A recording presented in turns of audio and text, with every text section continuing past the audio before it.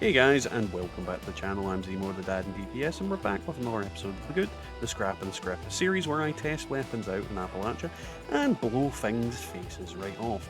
Today's video will be no different, but before we get into it, don't forget to leave a like, comment, and subscribe.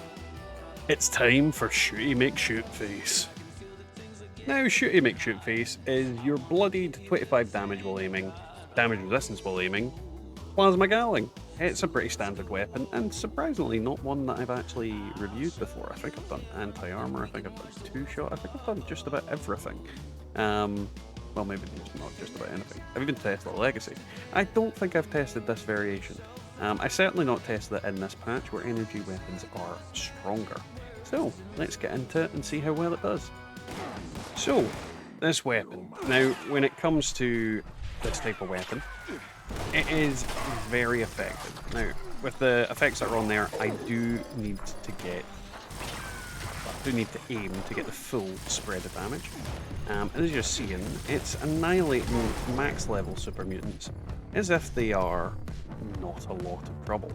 On top of that, as I will go and demonstrate, the kind of way this weapon works is just insane, because I don't actually need to aim to completely annihilate the enemies either. It's just a very powerful weapon, and don't get me wrong, you're not going to get the maximum DPS out of this thing unless you are aiming down those sights. Do you need the maximum DPS in order to annihilate enemies? No. No, you do not. It's a very, very strong weapon, and Gatling plasmas have been that way for a long time. They are just a very good weapon. Some people will argue against that. I completely disagree. They are fantastic. They do what you need to do, and they do it in quite a good amount of time, and they're only stronger with this patch, and they're very ammo efficient. Now, here we have the build. I'm gonna say to you guys, if you want to see this build more in depth, just pause it. There's really nothing to talk about. This is a very basic and generic heavy build. So if you're more interested in what's here, pause the video, look at it that way. If you've got any questions, leave it down in the comments. Now, we all know Jeff is a big old stinky, but let's see how he manages to deal with this weapon bearing down on him.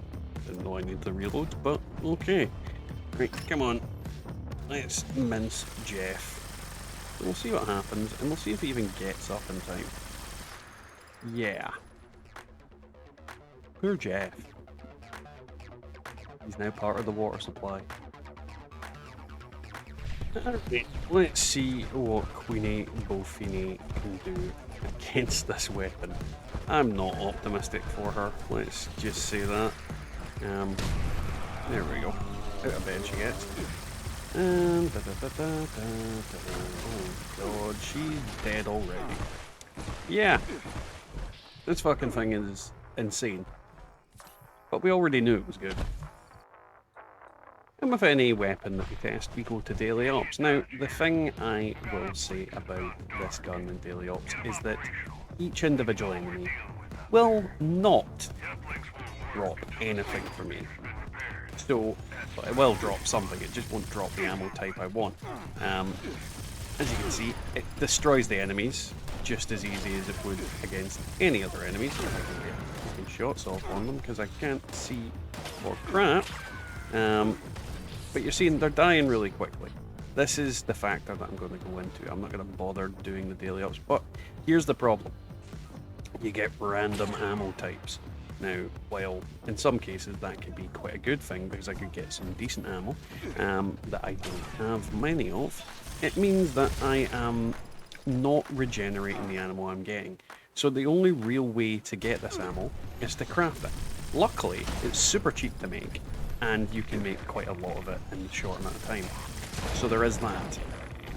But when it comes to daily ops, it is a fantastic weapon for going through and just slaughtering everything. But yeah, you're not making your ammo back, really.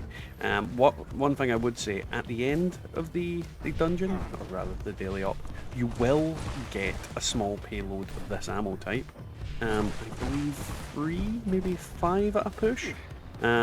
So, you know, as long as you're not using 1,500 rounds, you technically will at least make your ammo back.